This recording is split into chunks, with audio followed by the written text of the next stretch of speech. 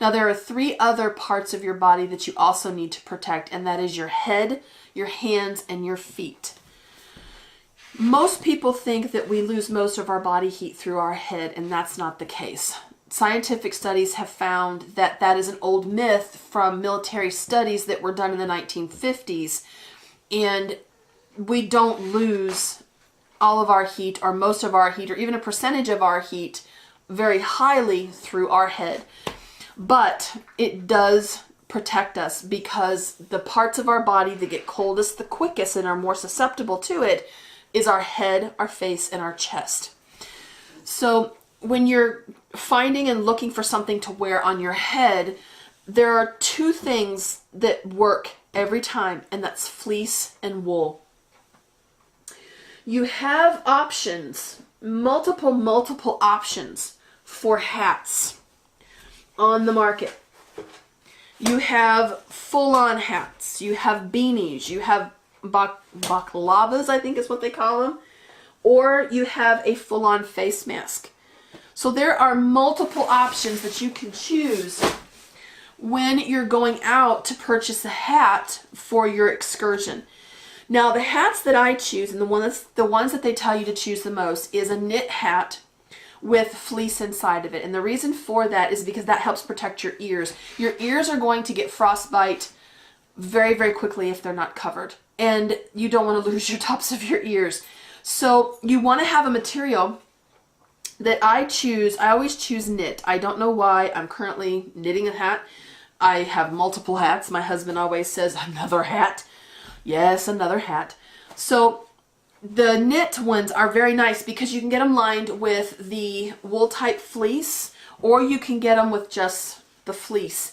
And I've chosen one that has the entire inside of it. This is from Cabela's. It was $14. That has the heavier fleece material on the inside. And then this one is from Columbia, and it has an open knit. And then it has the fleece around the bottom that goes over my ears.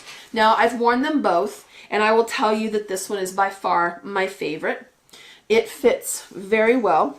The fleece literally goes right down over my ears, and it stays in place. And I absolutely love it. I didn't get too hot. I didn't get cold at all with this hat on.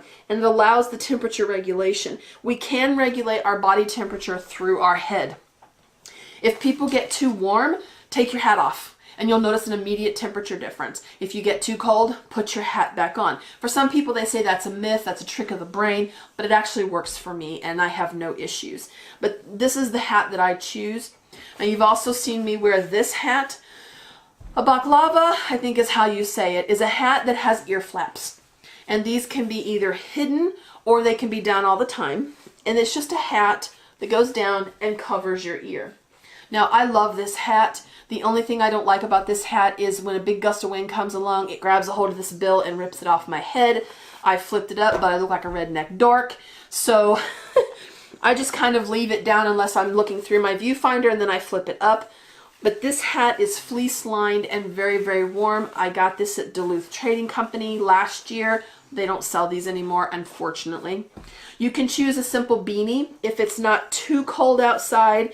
A simple beanie will keep you warm and provide you with the warmth that you need and some of the protection from the wind on your ears. And it's just a simple little hat that I always keep in my bag.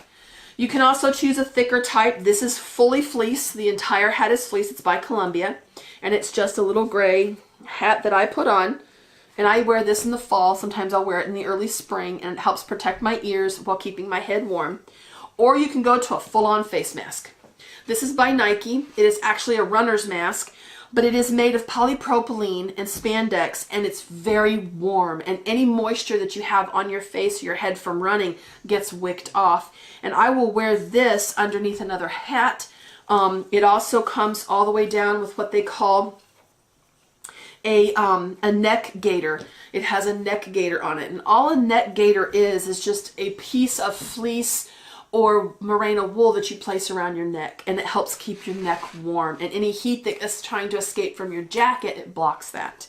But this actually works really well, and I have other face masks that are fleece, and I actually have one that's fleece with a breathing a plastic breathing material here that filters the air.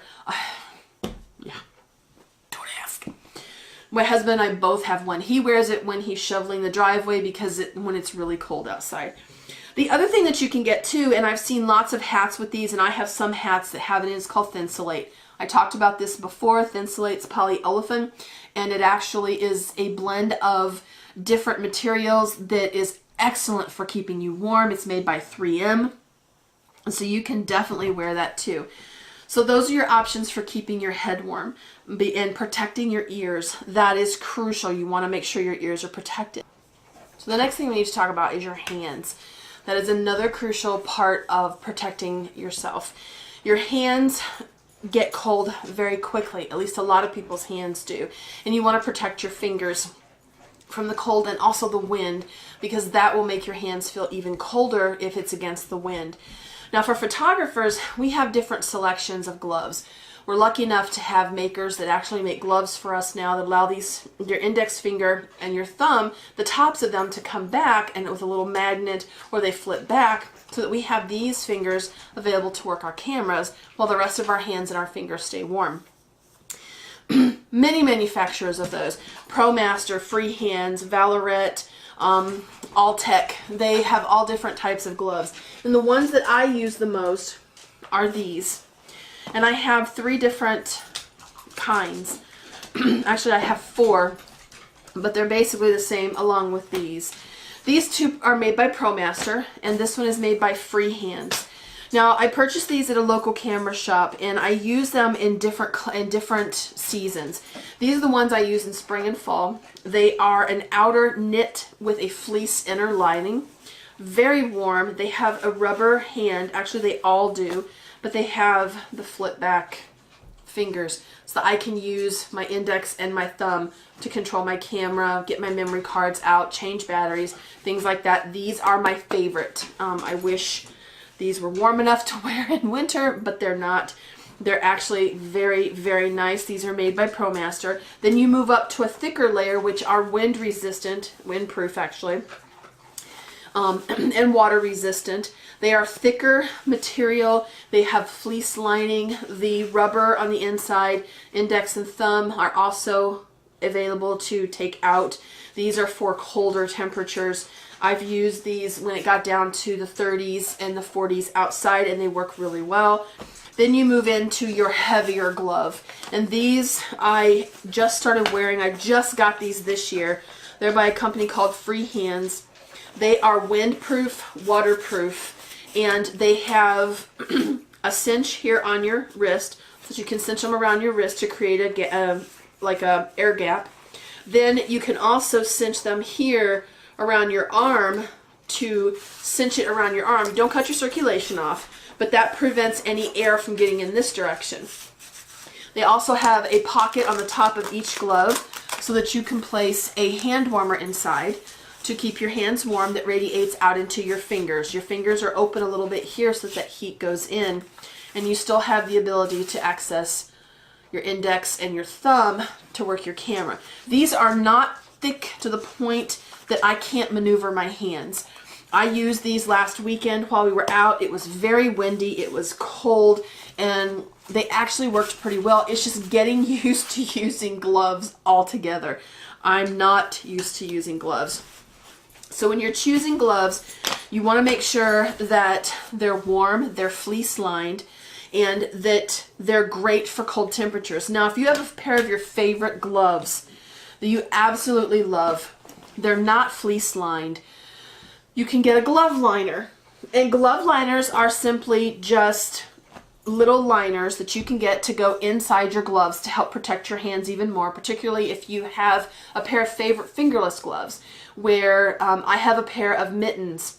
Actually, they're kind of weird.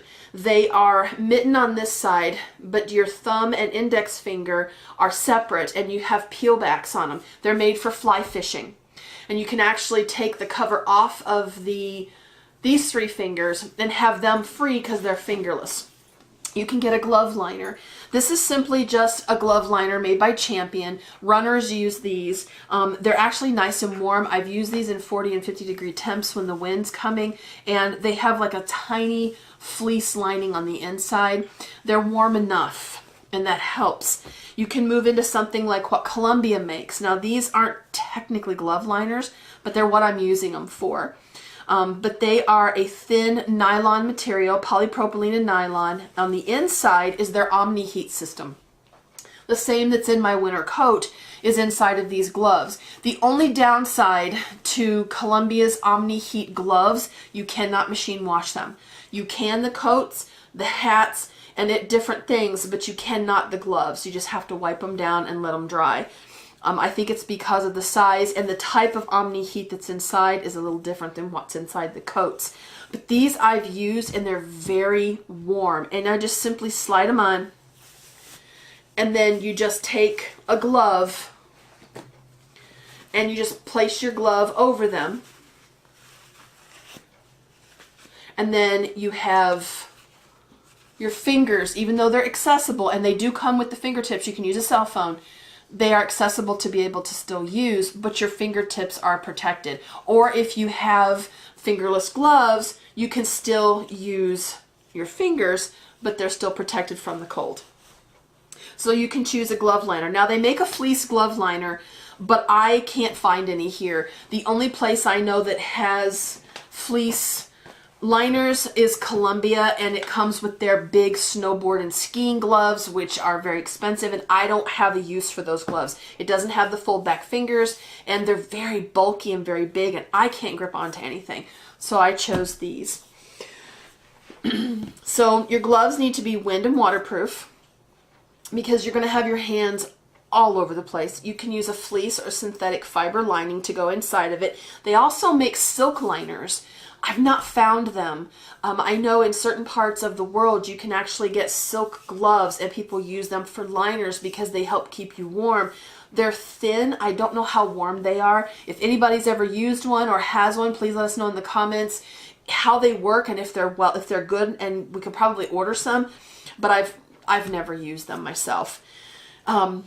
Now there is also a product on the market, and I know they sell it here in the United States. It's extensive. It's by a company called 3M. I'm not sure if other parts of the world have it. I'm sure they do. And if I recall, a few of my creators that I watch on YouTube have had it on their hats. It's called Thinsulate. It's polyolefin and it's actually very good. It's a combination of materials that help keep you warm but wick off moisture. And I've used that. I have it in my gloves. I have it in hats. My current winter boots are what keeps me warm. That you can also use. If you don't have the ability to get any of these types of gloves, you can also use hand warmers. You can put them in your pockets. I know people who have taken hand warmers and put their gloves on and slid the hand warmer up inside the glove and laid it on the back of their hand. Now I don't know how that would work. I don't know how hot they get. I've only used hand warmers a couple of times, but people have tried that. There are different ways that you can use it. And that's basically your hands. You just want to make sure your hands are protected. You do not want frostbite on your fingers. It's horrible. So now we move into our feet. Our feet, we need to definitely make sure that we're protecting our feet because they can really, the cold can really do damage to our feet quickly. Our first line of defense is our socks. And our socks is what's going to keep our feet dry, which is extremely important. Whether you're doing winter photography, whether you're in the summer, spring, winter, fall, you're hiking, whatever, your feet need to stay dry because you can really set yourself up for some serious foot issues if your feet are constantly wet or moist from perspiration. And the one way that we do that is through sock liners. Sock liners come in different materials, but the two most popular is a synthetic material or a wool material. You can also get silk, but again, I don't know how expensive they are. We don't have them here in the US. If we do, I have no idea where to get them. So I choose to use a synthetic material, which is polypropylene, and a wool blend. The two that I have is, this one's from Cabela's, and it is just a simple polypropylene sock liner. I've used these. I used them last weekend underneath my wool socks, and I love these. My feet were dry, they were warm. These things were amazing. They come in a 2-pack. They were about $12, and these are awesome. My old sock liners were heavy and they just didn't last very long, and that was back when I used a different type of sock, and I'll show you that in a second. Or you can choose a wool blend. These are merino wool, and I think it's polyester or polypropylene, I can't remember. I bought these a while ago, but these are made by Smart Wool, and these are awesome. These give you some warmth as well as the wicking away from your feet with the moisture.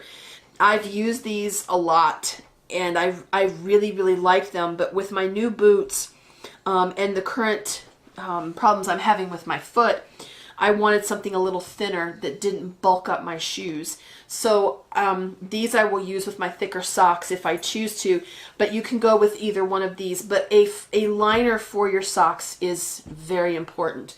As far as socks go, I can only recommend one thing, and that's wool, or a wool blend. A lot of people will tell you to go with a wool or a wool blend for 2 reasons. 1, they keep your feet warm. 2, they're breathable. And 3, they wick moisture off of your feet. I've read lots and lots of reports that say that wool holds, you know, it holds water, it holds moisture, they don't dry quickly. Well, that's not true with merino wool. And these are my old wool socks. These are pure 100% wool. I can't get these past my hands or my feet without a liner because they itch the literal crap out of me. I cannot do wool at all. It itches me, but I can on my feet and my hands to a certain extent. But I do choose to wear a liner with these for the very reason of wicking that moisture off. I've never, in the 20 plus years or more that I've hiked extensively with these and been in different temperatures and different climates with these, I've never had my feet wet when I come home. I've never had my wool socks hold moisture. So that's one thing that a lot of people tell you, but is maybe not necessarily true. It may be true of the older wool socks, but not the newer ones, particularly not with merino wool. This is by a company called Smart Wool. Again, it's the same company here, and they are a wool, merino wool blend. These things are amazing. They come in different sizes. They come in different thicknesses for hiking, for running. I mean, I love these socks. I have all different types. These are my short socks that I use with my short hiking boots.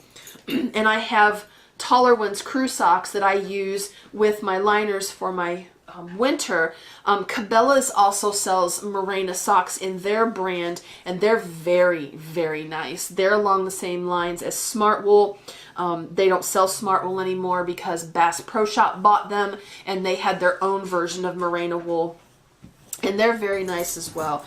So when it comes to socks, Smart Wool or a wool blend is amazing.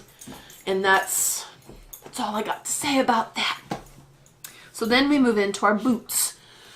Your winter boots are very important because that is your first line of defense against the wet, the rain, the snow, the cold, everything. So you want to choose a nice waterproof, windproof boot. Again, the number one market for that, the number one brand for that is Gore-Tex, and Gore-Tex is very expensive. Neoprene used to be the big thing for that before Gore-Tex came out, and it's in everything. However, if you can't afford it, and Gore-Tex is very expensive, the reason being is because Gore-Tex is waterproof, but it's breathable. The one thing that people don't understand is when you buy a pair of leather shoes or leather boots or suede, anything that has suede on it, leather is breathable. It doesn't look like it is, but it is. And it's porous is the reason why. And when you have those, you can treat those, but you have to have something on the inside to insulate. You can't just go out in the winter into the Arctic, into Iceland, or any places like those where it's really, really cold in a simple pair of leather hiking boots. Your feet are going to freeze. So when you're looking for leather in your boots, make sure that it's a suede material that's breathable. and it's combined with a synthetic material. These are my boots. This is what I choose. And I chose these for a number of reasons. Number one, they were within my price range. These boots are from Cabela's. Their Naturals line. I had a hard time finding boots because I have a woman size 11 foot, and boots for me are very difficult to find. They are a rubber sole with a waterproof suede and synthetic material that's breathable at the top. They have a liner that is removable, that is made from Thinsulate, and a reflective material to keep the heat reflected back onto you. And they are washable. The inside is a combination of felt and wool. So you know that these boots are going to be nice and warm. They are very, very comfy. I wore these last weekend for the first time on a little hike that Brian and I went on, and I love them. The other thing and the reason why I got them is these are $120 boots. I got lucky and got on sale for $39. They were the last pair of my size. I walked in, was out all day looking, walked in. This was the ones I was coming for, found them, bought them. If you get a pair of snow boots, you want to make sure that they have a rubber bottom, because that will keep the water from getting inside of your boot. It makes them waterproof. And you have waterproof uppers. The materials that these are made out of, I can get water up to here,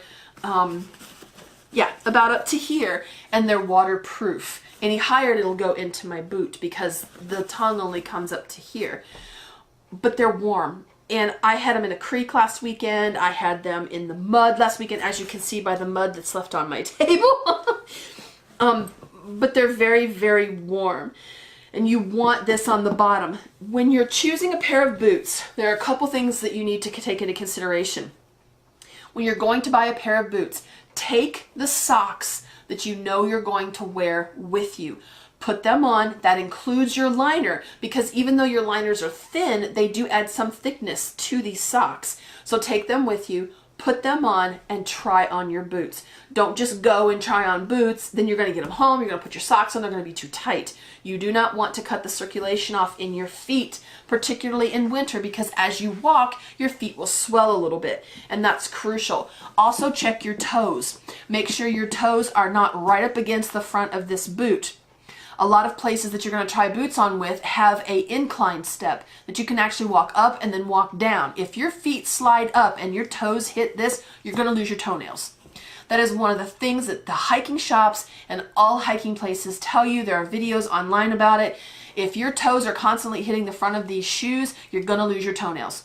And that hurts. I've had that happen to me before. Not from boots, but from something else. And it hurts like hell to lose your toenails. So make sure that you have enough room in your in your boots for your toes and your socks.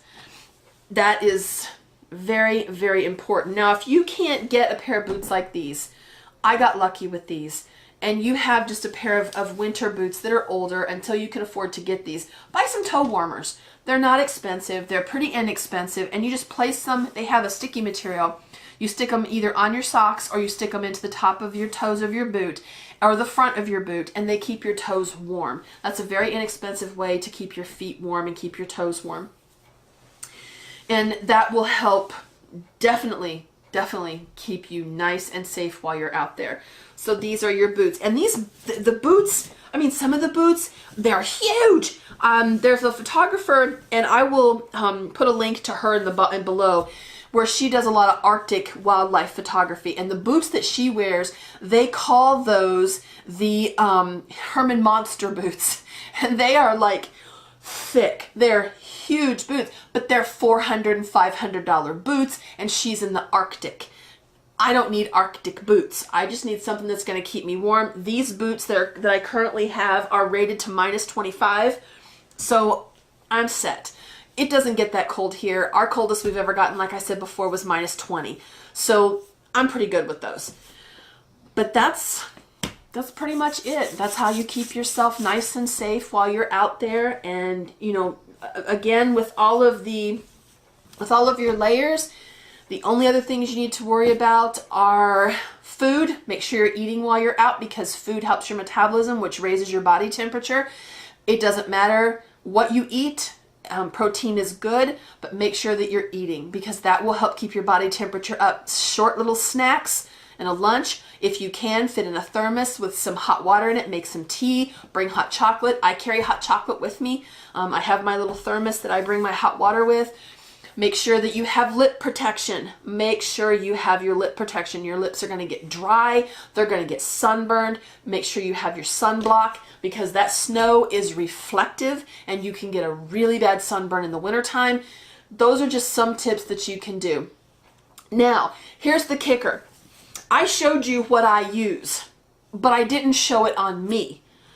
I'm not that brave. However, I got a hold of a photographer by the name of Thomas Heaton. I'm sure you guys have heard of him. He's a very popular and very well-known photographer in the UK, and he made a video showing you exactly how to use all of the things that I just talked about in a video in Iceland. And with his permission, I'm going to link that video above, here or here, I'm not sure where, and you guys can see exactly what it looks like to layer your clothing.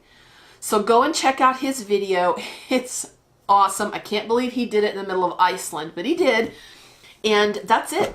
If you have any questions or anything, let me know in the comments. If you yourself have any tips or tricks or anything that you've used to prepare yourself for winter photography, please let us know down below in the comments because it's all about sharing and a lot of people have different ways of doing things. So please let us know. If you like this video, click the like button. If you don't, that's fine. Please subscribe, hit the bell icon because I've got some really cool stuff coming up hopefully as soon as we get some snow. Yo, Mother Nature, where's the snow? And I will see you guys later. Take it easy. Bye.